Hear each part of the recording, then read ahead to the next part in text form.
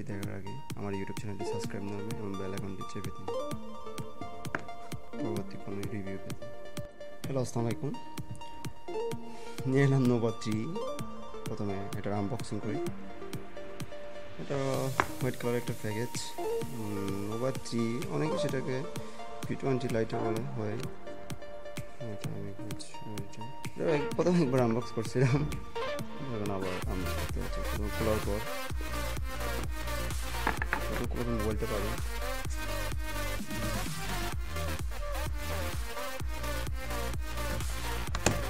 ভিতরে পাবেন পিনেট, তারপর কাগজ,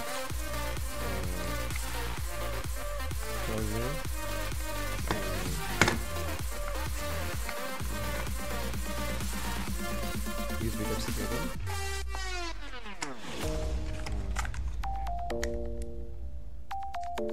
ইয়ারফোন।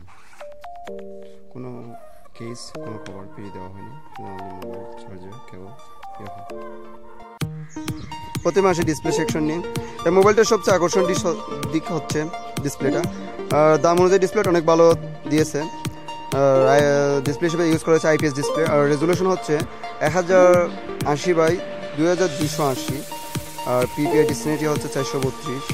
আর ডিসপ্লেতে কি গ্লাস ইউজ করা হয়েছে তা নিয়ে কোনো তথ্য পেলাম না। অনেক খুঁজলাম বাট কোনো তথ্য পেলাম না। আর পিছনে গ্লাস ইউজ করা হয়েছে, কিন্তু পিছনে কি গ্লাস ইউজ করে তা নিয়ে কোনো তথ্য পেলাম না। এবার আসি সফটওয়্যার হার্ডওয়্যার নিয়ে। এখানে প্রসেসর হিসেবে ইউজ করা হয়েছে হাওয়ে নিজস্ব প্রসেসর Kirin 659। আর জিপিইউ হিসেবে ইউজ করা হয়েছে Mali T830। আর যে ইউএসটা আছে, আগে তো ইউএটা ভালো ছিল না, এখন অনেকটা আপডেট হয়েছে ইউএটা। যাই হোক, দাম অনুযায়ী আর একটু ভালো প্রসেসর দেওয়া তারা উচিত ছিল, বাট ডিসপ্লেটার জন্যই ডিসপ্লের জন্য মার্কেটটাই তারা করবে, রাজত্ব করবে। কারণ ডিসপ্লেটা যে নোজ ডিসপ্লেটা করছে সেটা আইফোনকে কপি করছে। যাই হোক, প্রত্যেক কোম্পানিতে আইফোনকে কপি করতেছে, এবার তা বলে কোনো লাভ নেই। ক্যামেরা সেকশনে ক্যামেরা হিসেবে পিছনে ব্যবহার করা হয়েছে একটি 60 মেগাপিক্সেল ক্যামেরা আর একটা 2 মেগাপিক্সেল ক্যামেরা। 60 মেগাপিক্সেল ক্যামেরা হচ্ছে অ্যাপারচার হচ্ছে 2.2, আর ফ্রন্টে থাকছে 60 মেগাপিক্সেলের ক্যামেরা। ক্যামেরা হিসেবে বাজেট হিসেবে ভালো হয়, কিন্তু এর চেয়ে বেশি ইমপ্রুভ হওয়ার দরকার ছিল। কারণ এই দামে অনেক ভালো ক্যামেরা, অনেক অন্য কোম্পানিকে অনেক ভালো ক্যামেরা দিচ্ছে, যেমন Note 5 Pro Xiaomi অনেক ভালো। আর বুক ইফেক্টের যেগুলো ছবি, আমি ভিডিও লাস্টে কিছু এক্সাম্পল দেবো শেষের দিকে। আর এটার বুক ইফেক্টগুলো একটু আর্টিফিশিয়াল, অনেক বেশি আর্টিফিশিয়াল, যে স্মুথ না Note 5 Pro এর মতো। আর পিছনের ক্যামেরা সামনের ক্যামেরাটা আমার চেয়ে অনেক বেশি ভালো লেগেছে। হয়তো আমি চাইতো সেলফি ফ্যান না, তবুও কিন্তু সেলফিটা অনেক ভালো ওঠে।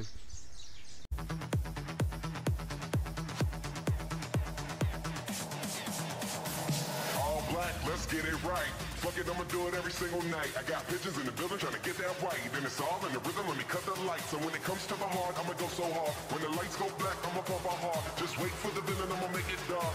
This is how it's... battery section নিয়ে কথা বলি। 3000 mAh ব্যাটারি ইউজ করা হয়েছে, লিথিয়ামের ব্যাটারি, বাট অনেক ভালো ব্যাকআপ দিচ্ছে।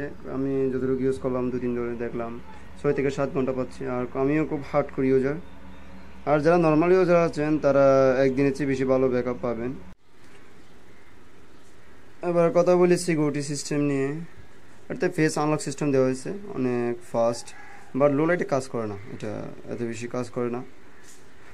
তার জন্য আদার অপশন হিসেবে ফিঙ্গারপ্রিন্ট দেওয়া আছে। যারা অনেকে আবার ফেস আনলক সিস্টেম পছন্দ করে না, যারা ফিঙ্গারপ্রিন্টের মধ্যে সেট লক আনলক করতে পারবেন।